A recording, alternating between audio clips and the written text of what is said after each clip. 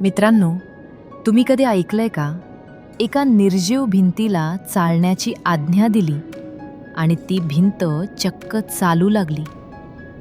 पण त्याहीपेक्षा अंगावर काटा आणणारा एक चमत्कार आहे, ज्या क्षणी एका चिमुरड्या बहिणीची भूक भागवण्यासाठी एका भावाने स्वतःच्या पाठीचं खापर केलं.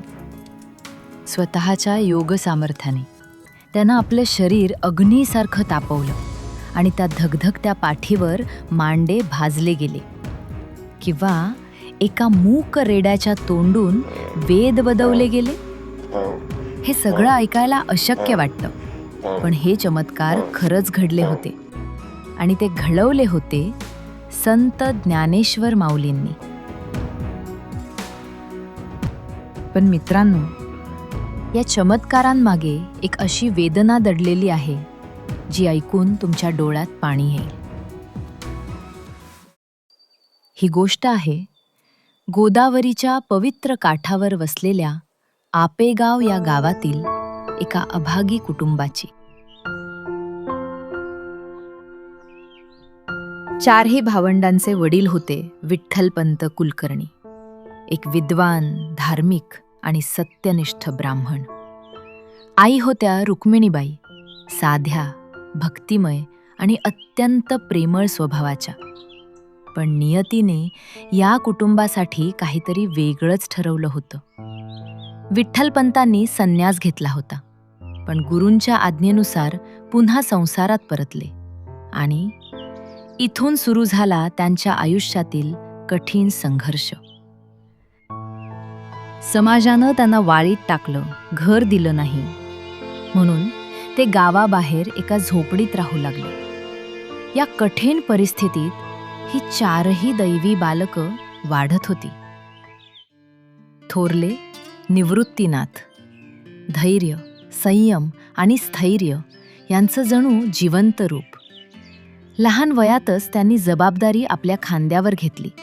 आपल्या भावंडांसाठी एका मजबूत सावलीसारखे उभे राहिले, सतत आधार देत राहिले. आणि आपले ज्ञानदेव अतिशय कोवळ्या वयातही त्यांच्या डोळ्यात ज्ञानाचं तेज झळकतत होतं. त्यांचं विचार आणि वाणी मोठमोठ्या विद्वानांनाही थक्क करणारी होती. ते सतत आपल्या भावंडांना भक्तीचा आणि ज्ञानाचा मार्ग दाखवत राहिले. तिसरे सोपानदेव जणू प्रेम, सेवा आणि भक्तीचं मूर्तिमंत रूप. ते नेहमीच आपल्या भावंडांच्या सेवेत मग्न असायचे. त्यांच्या चेहऱ्यावरचं हसू सर्वांच्या दुःखावर फुंकर घालायचं. आणि सर्वात लहान मुक्ताई, लहानशी असली तरी तिच्या अंतःकरणात भक्तीचा अथांग सागर दडलेला होता. तिच्या गोड बोलण्यातून तिने सतत इतर भावंडांना प्रेमाची आणि भक्तीची गोडी शिकवत राहिले. ही चारही भावंड जरी दुःखात वाढत होती, तरी त्यांच्या अंतःकरणात ईश्वर भक्तीचा दिवा सतत प्रज्वलित होता. समाज मात्र निर्दयी होता. जेव्हा ही मुलं अन्नासाठी गावात जायची, लोक त्यांना म्हणायचे, संन्याशाची पोरं. त्यांच्यावर दगड मारले जायचे, अपमान केला जायचा. मुलांना समाजात मान मिळावा यासाठी हे कुटुंब आपेगाव सोडून आळंदी येथे आलं. पण आळंदीच्या विद्वानांनी दिलेला निर्णय ऐकून अंगावर काटा येतो. विठ्ठलपंत, तुमच्या अपराधाला एकच प्रायश्चित्त आहे, ते म्हणजे देहत्याग. एका बाजूला 4 लहान मुलं, दुसऱ्या बाजूला समाजाचे कठोर नियम. इंद्रायणी नदीच्या काठावर विठ्ठलपंत कुलकर्णी आणि रुक्मिणीबाई उभे होते. शेवटचं त्यांनी आपल्या मुलांकडे पाहिलं. मुक्ताई रडत होती. ज्ञानदेव बाबा म्हणून हाक मारत होते.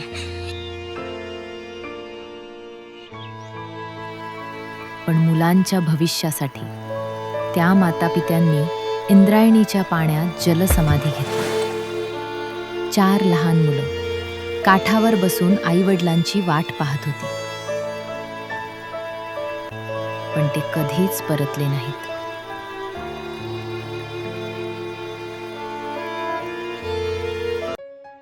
आणि इथून सुरू झाला अद्भुत प्रवास.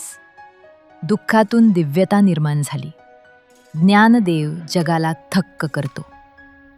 जेव्हा भावंड पैठणला गेली, विद्वानांची सभा भरली, एका अहंकारी पंडिताने विचारलं, हा रेडा वेद बोलू शकेल का? माऊली शांतपणे त्या रेड्याजवळ गेले. त्याच्या डोक्यावर हात ठेवला. तो मूक रेडा वेदांच्या रुचांवर बोलू लागला. संपूर्ण सभा थक्क झाली.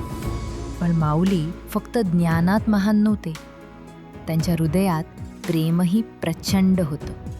एकदा माऊलींना मांडे खायची इच्छा झाली. लहानशी मुक्ताई खापर आणायला गेली, पण गावकऱ्यांनी तिला मदत केली नाही. माऊली म्हणाले, मुक्ते, काळजी करू नकोस. क्षणात त्यांनी आपली पाठ अग्नीप्रमाणे तापवली. मुक्ताईने त्या पाठीवर मांडे भाजले. सर्वजण थक्क झाले. ही फक्त योगशक्ती नव्हती, हा होता एका भावाचा अपार प्रेम. आणि मग आला तो प्रसंग ज्यानं महान योगीचाही गर्व हरवला. 1400 वर्षांचा योगी चांगदेव, वाघावर स्वार. जगात त्याच्यासारखा कोणी नाही असं वाटत होतं. पण माऊली आणि भावंड जुन्या भिंतीवर बसून गप्पा मारत होती. चांगदेव येताना दिसला. माऊली हसत म्हणाले, चल ग भिंती, पाहुण्यांना सामोरं जाऊया. निर्जीव भिंत जिवंत होऊन चालू लागली. सर्व लोक थक्क आणि स्तब्ध राहिले. माऊली भिंतीबरोबर चमत्कार करत निघाले, भावंडही सोबत. चांगदेव थक्क झाला. गर्व क्षणात गळून पडला. वाघावर स्वार योगी आता लहान संताच्या चरणी नतमस्तक झाला. खरी शक्ती चमत्कारात नसते, ती नम्रतेत, प्रेमात आणि सत्यात असते. ज्ञानेश्वर माऊलींनी शिकवलं, देव प्रत्येक जीवात आहे.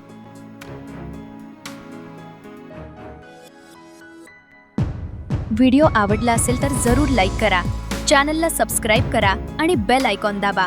अशाच भक्तिमय व्हिडिओसाठी आमच्यासोबत रहा.